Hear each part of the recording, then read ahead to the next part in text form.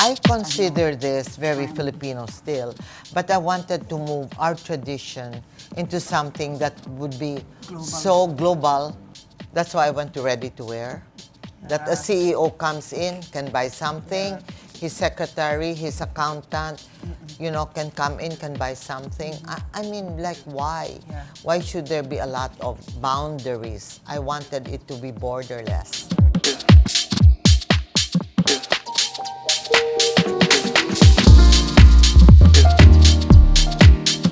But I told you you'll be the first one Yay! that can interview me as a designer.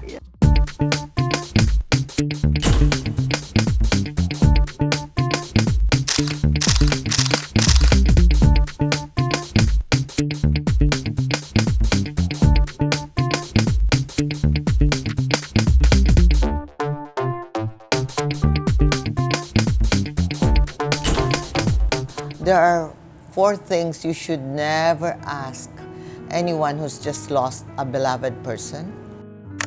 I was really a very stupid, innocent mother. Do you want to be happy, or are you happy to be in a dramatic, sad state?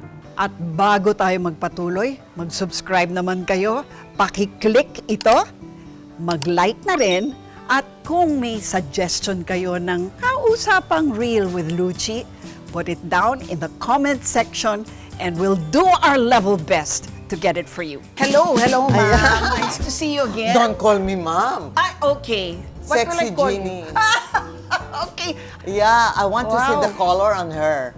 Okay. Can you put the Ayan other one naman, behind her back? Nilevel up ako ni ma'am. Yeah. Oo. Okay. You look good in that Now, that's color. what you call styling.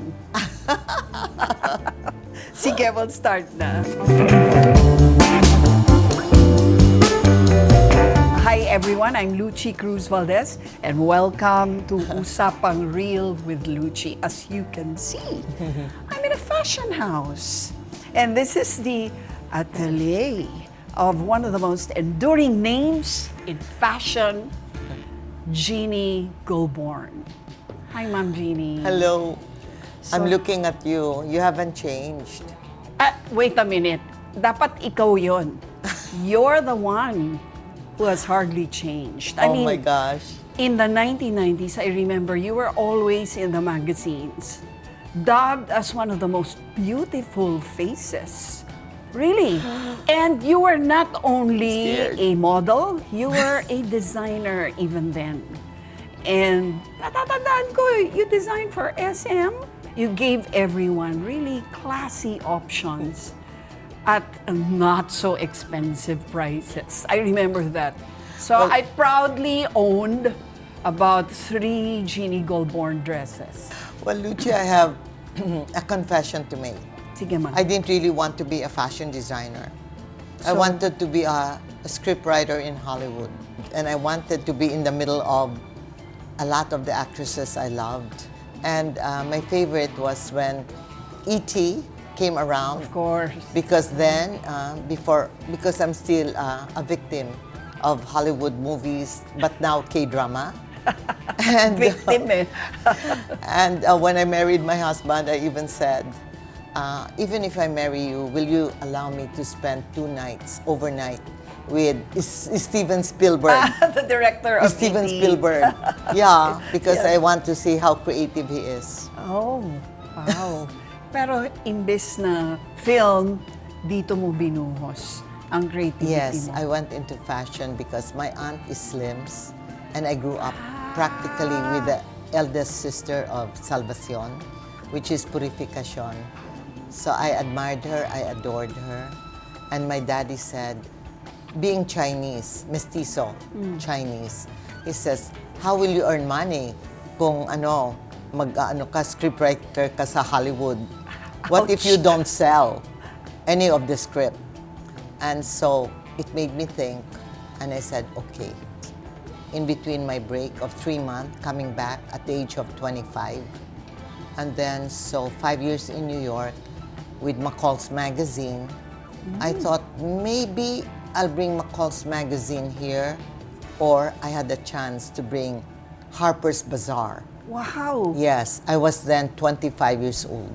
High fashion Yes, talaga. that was 50 years ago. So I said, Dad, I have a chance to bring Harper's Bazaar to the Philippines, including Cosmopolitan magazine. Wow. Because I went out with William Randolph Hearst III. Oh, wow.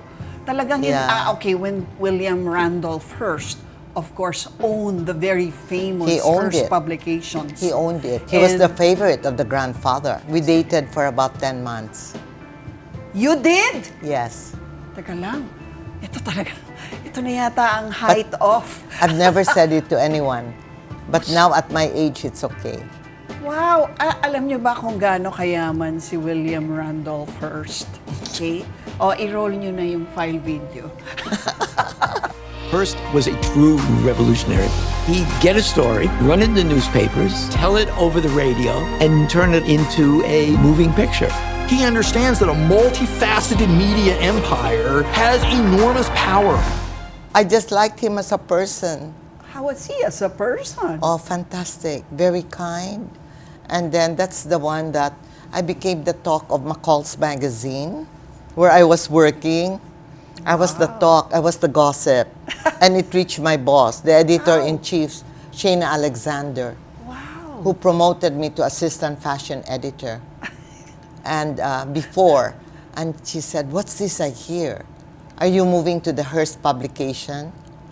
And he said, "Jean, I can open another magazine for you. What do you really want?" So did you? I was a bit shy because when I dated him, I was only 23. He was 33.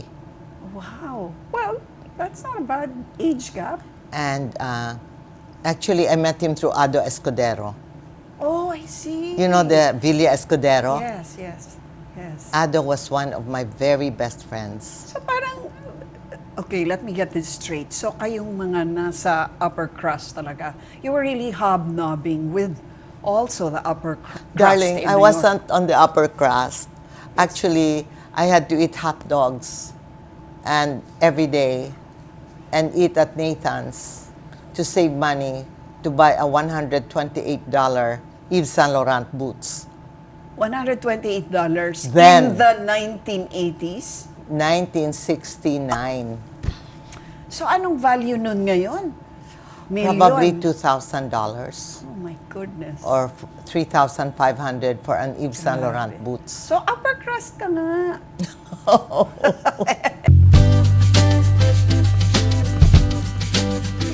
You know, I know that your life or was a charmed life, which makes you even more admirable. Thank you. Considering that you came from such wealth and also prestige, and you were moving around in wealthy circles in which, you know, people like me could only dream we would be a part of, diba? Nakakabilib that you actually are making a name for yourself right now out of a very tragic incident in your life. And you're making a name not, you know, to make others pity you. You're making a name because you have turned your grief and this tragedy in your life into an advocacy and a public service that this country, especially our youth, direly need. And I'm talking about how your daughter ended her life.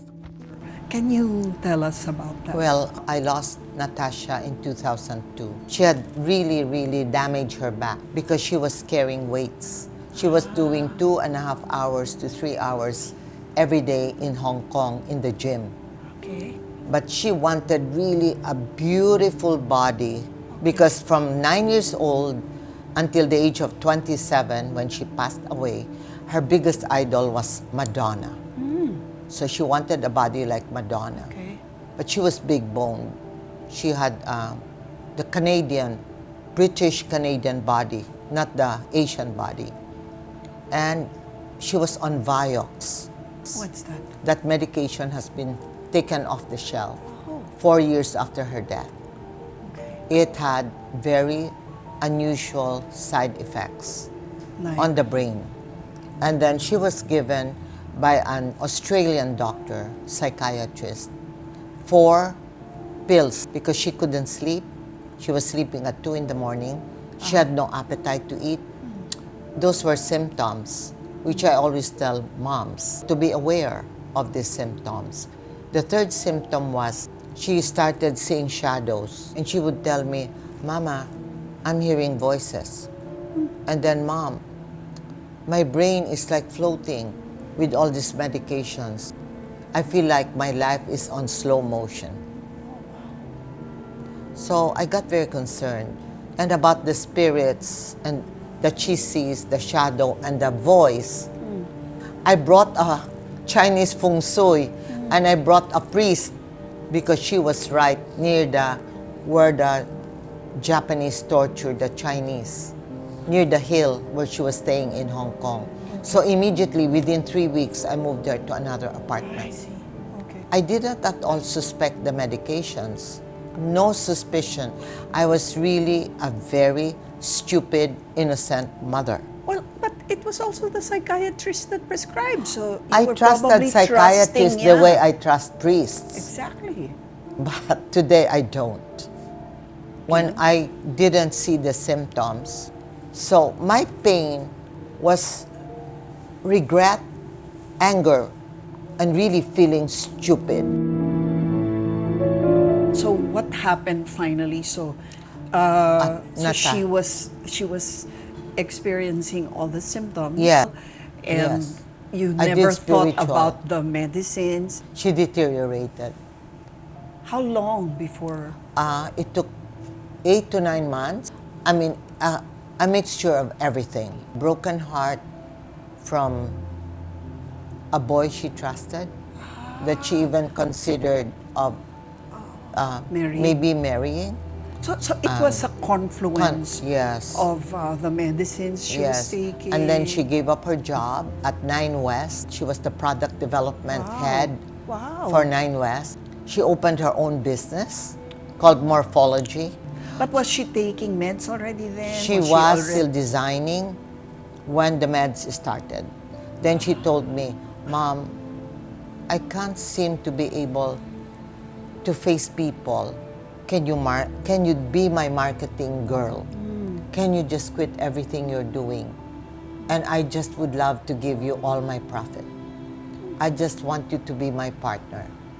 She was begging me. And so I said, "Darling, I'll travel with you wherever." So on the month that she had given the 2 deposit to Milan for a show and to Paris, she even did England. She already gave the money for her to exhibit her bags. She was very excited. So this was so not expected. I was just concerned about her lack of sleep, her losing weight. She lost about 14 pounds So it was at that or time 16 that pounds. she took Yes. her life. Then she took her life. And you had no idea? No idea. And her friends said she was laughing. They had a great party. And then she went home. My husband was in the apartment. And my husband didn't even know what time she came home. And then when he found out, was looking for her, she was gone. I ran to Hong Kong, and the girl in immigration said, "Is this your passport?" I said, "Yes." She said, "It doesn't look like you." I said, "May I know how I should look? I just lost my daughter 18 hours ago." She was so apologetic. Maybe my face really changed. I never looked at the mirror. It was really a shock. You know, when you're shocked, I couldn't cry. I could only cry on the 3rd day. I couldn't cry. And it was like a nightmare.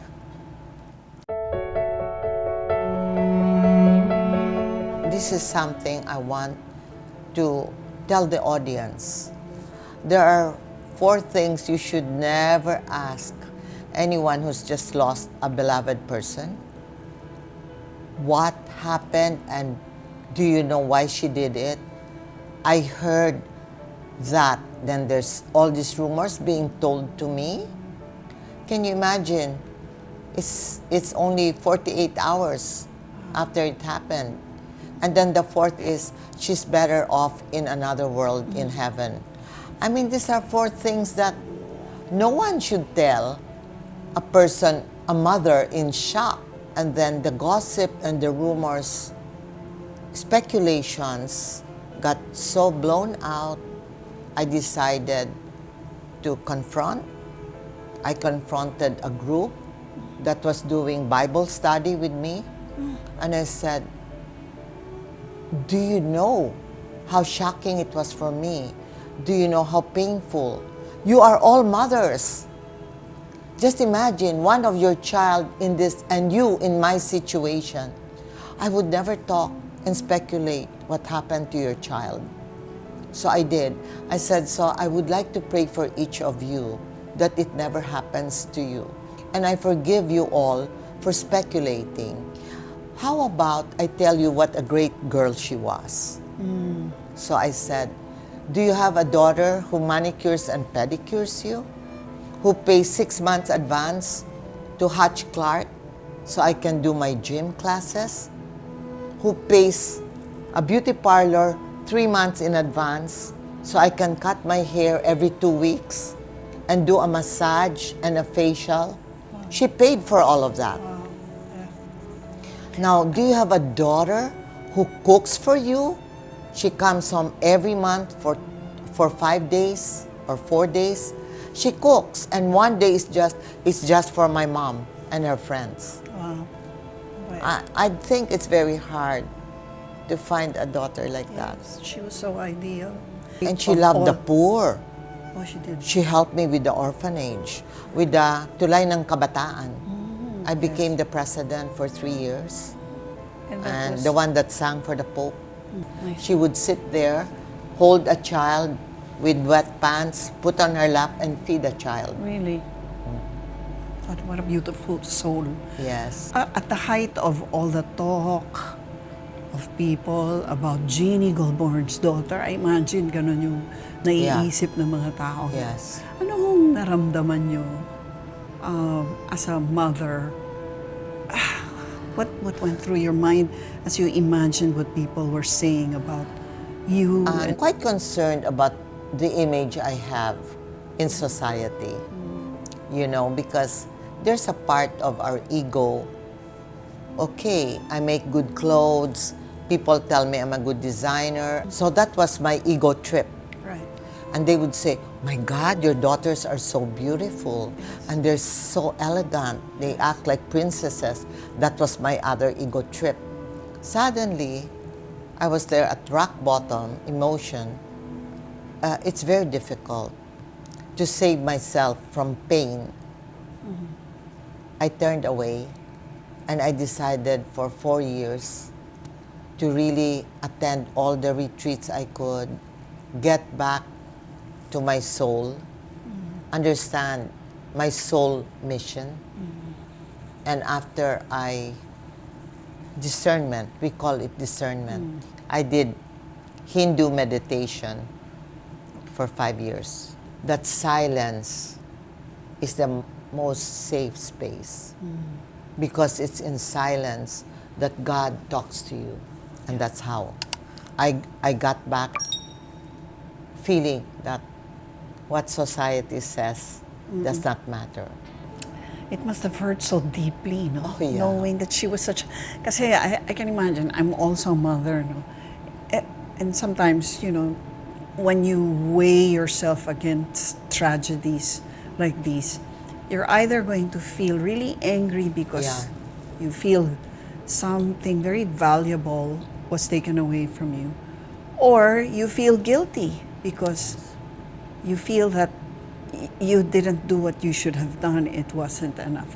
What emotions would go through a mother's heart when something like this You said happens? it, the guilt. And the guilt was only deleted when I went to see a priest in Lourdes who looked like a very kind saint. and I confessed that maybe I wasn't a good mother. The father said to me, no. She was 27.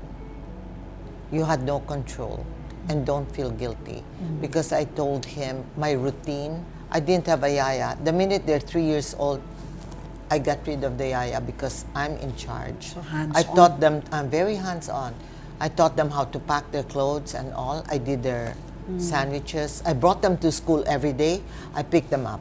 How did the others in the family feel about it also? And how did they deal with it? And how did you deal with that, knowing that your other daughter was also hurt and your husband as well? I think I got my energy a lot from my sister Frances. She was like my second mother, who was always watching that I eat my food. And my cousin Sandy Higgins, she made sure that I eat every day. And there was also my mom.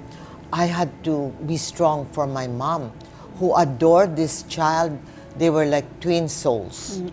So I had to be an actress, not show my pain at all. And my husband never mentioned her name. Ever again? No, right after that, he couldn't mention her name. And I would say, hey, because one time I told him, hey, we had a girl called Natasha. Why don't you want to mention her name? Because he was too much in pain. And so when the men suffer pain and sorrow, they build a wall. Maybe 3 layers or 5 layers of wall that nobody can penetrate. So as I go along now with my foundation, Yes. as much as I really pay attention to the moms, this June, I'm gonna pay a lot of attention to the men, Father's Month. to the dads. When did you come to a point where you felt you needed to turn your grief into service to It started others? from seeing the dolphin. When I saw the dolphins, I said, is this a sign, Lord? What do you want me to do?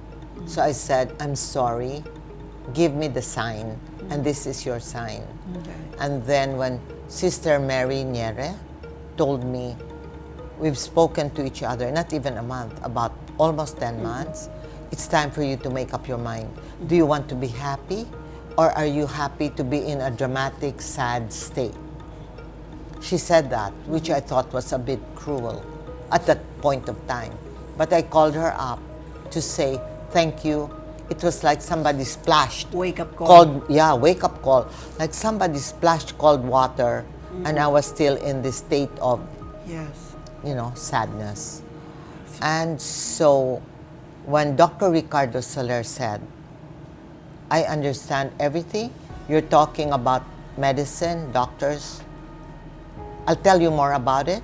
I gave up being a psychiatrist because I feel that the only way that I can really help more is going through a different route. Jean, nobody can really heal a person. The awakening has to come from within. That sad person got to remove all the elements that trigger the unhappiness. If it is a terrible husband, say goodbye to husband. If it's a terrible boyfriend, say goodbye to the boyfriend. If it's a terrible mother-in-law, then move to a place where mother-in-law does not hamper your happiness. So it is in editing your life and putting the script for the movie, how you want your life to become. Wow, yes, that's so true, no? Parang you're just going to have to accept that there are certain things that are there and you have to choose to do something about it, To diba? accept. Oh, don't be a You can't victim of change. it, no? Parang kasi I think most people tend to just play the victim na parang ganito na eh. Eh, ito na talaga eh. Parang instead of doing something about Yes. it. So Hopeline has been on for how many years now? 18? 19. 19. Will be 20 next. Yeah, tell us about the statistics. It's different now. Tell me about it. Okay, so what's happening is that we are the first line of defense under intervention. But the one I'm noted for is prevention. Prevention is what Natasha Goulbourn Foundation does. Okay. So when the Hope Line as intervention comes in, we answer. We have 22 responders I see. during the COVID. But after that, I dropped. My number of responders dropped to 16. Oh, why? But now I dropped to 10. Would you believe I need sponsorship? Because it's very costly to run Hope Line. I can imagine. But the ones that I have are amazing. Now, on the stats, very interesting. When I started, our calls were 18, 19, 20, 21 years old. Bata, ano? No, now, 10 years old. Yes. Ganun ka pa bata? Yes. Anong kinadidepress nila? Anong... Marami ang triggers nila sa depression. Pag pinagtawanan sila, na ano na sila sa, ano ba yon yung may check, may like and dislike. I don't do that sa mga Instagram nila. Malungkot na sila. Pag na-block off sila sa games, kasi nagkainisan, social media is number one culprit. I mean, on the non-relation type. Yeah. But on the relation, number one is family. For 19 years, it's family relationship. What about family relationships that drive people to be depressed and eventually? There are different triggers. Some are very demanding parents who scold their children for not having high marks and high grades. Some are very, very, very lax parents who never pick at their kids' homework, never bothered, but instead they were more concerned about earning more money. So it's either very high expectations Yes. na impossible to meet, and the other Yes. one naman is negligence. Yes. The drive of parents The to live their negligence own of work, parents. success. And then, what really bothers me a lot, and I feel like sometimes I'm in a restaurant with 5 kids on a Sunday, everybody has a cell phone. And they're all... There's no conversation. And the breakup now, when the teenagers break up, they don't break up face to face. They break up by text. In less than a day, you see your boyfriend with another girl. That's devastating. Kaya nga, our modern society has a lot of problems. Then there's the pollution in the air. Because apparently, in my research, it's affecting the brain. Also. It's affecting the hormone. The GMO, Oh, yes. all the vaccinations, poultry, cattle. In other words, even our diet, no? Do you know that in America, we used to call it hermaphrodite. Yes. Today, the correct word is intersex. I saw in TED Talks that there is more than 1 million in the intersex club where there are lobbying. Now, politics is involved. That's the one that even drives me more crazy. You can change your gender in some states at the age of 7 years old. Yes. They At the age of 11, They transition. you the can age of go 7 or 8. and belong to a club. So, are you saying that Yes, that that's has number an 4 call. effect on... That's my number 4 call. Hindi ako naintindihan ng parents ko. Binubuli ako sa eskwela. I am in love with my same gender. Pero hindi na reciprocate ang love ko. You were saying, di ba, 4 triggers? So you were saying family is number 1. That is the more or less the lineup Yes. in relationship. The second one is bullying. Bullying. In school. Okay. Bullying by a teacher. And then we have the third is the love, a romantic love. Broken heart. Broken heart. And then the fourth one is the Now Okay. the gender issue. Yes. And then I had one that climbed up last year. No, I'm sorry, 2 years ago, 2023, our calls were abortion. Parang, are there more people depressed among the rich or more among the, lower income class? Actually, it's all equal. Mayaman, mahirap, No. bata, matanda. Yes. Lahat vulnerable to Yes, that. vulnerable. So yung mga mayayaman, ma'am, anong mga concerns nila pagka gusto na nilang gawin yan? Usually, ano yung major driver ng depression nila? It could be, again, normally it's parents or business within the family and big arguments that can trigger them. Hindi pera. Pera, Pera rin? Pera. Kahit mayaman na. kahit mayaman. Yung mahirap, pera rin. Pera rin. Dahil wala namang pera. Oo. So, the lack of it, Yes, it can trigger. oo. And if you have it, but they're afraid to lose it. Ganun Yes. ba yun? It's also that. So, money And is a then major one is also cause. power and it's image. What will other people think? My God, you failed. Reputation. What will you know. reputation? So it's all the same. Really, it's all the same. And violence within the family, it can happen. Bullying within the family. And multiplied by social media. Multiplied. No? Lalo na yung image, I would Yes. imagine.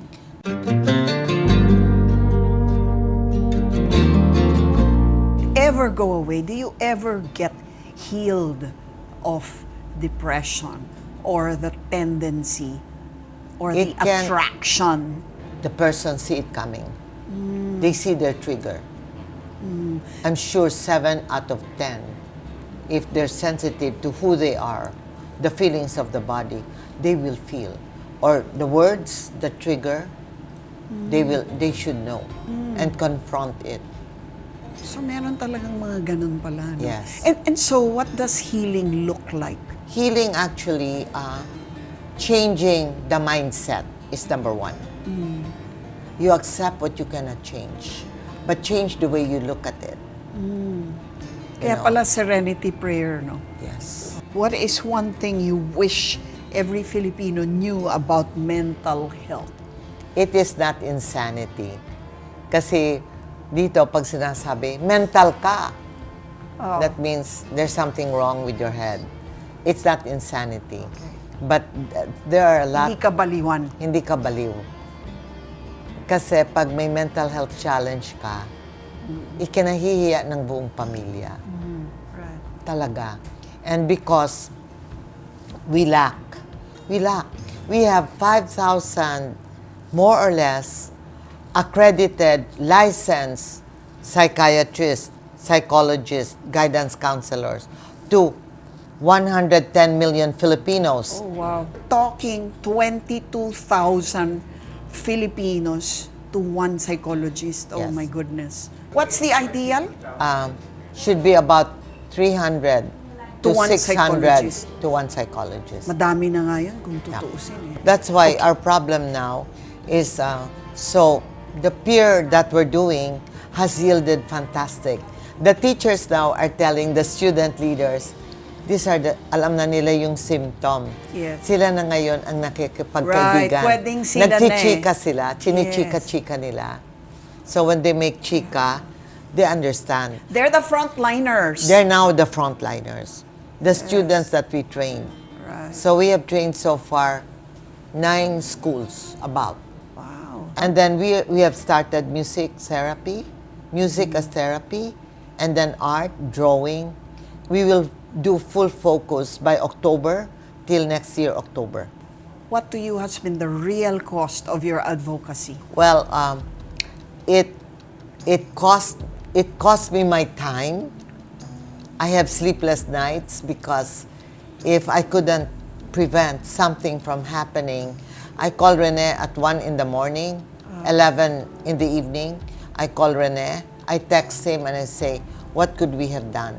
How come we didn't see this? Or, things like that. How do you guard yourself against, getting affected by Yes, all of it? Well, there is a way of shielding, and you call it the white wall. You shield yourself with a white wall. First, I do prayers, and then I try to think of happy moments. And I play music. Music is my best therapy. And when I wake up really down, I put on the music and I dance. So I dance to ABBA.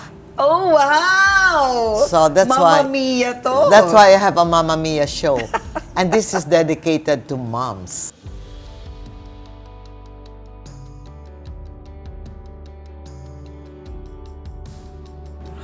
I got my freedom. And this is freedom that a lot of moms must have. I found complete freedom. So I looked at God and I say, thank you for Natasha. The pictures. Ayan, ito siya. So yan yung parang major pillars ng mental health. I mean, For resilience. for resilience, yeah.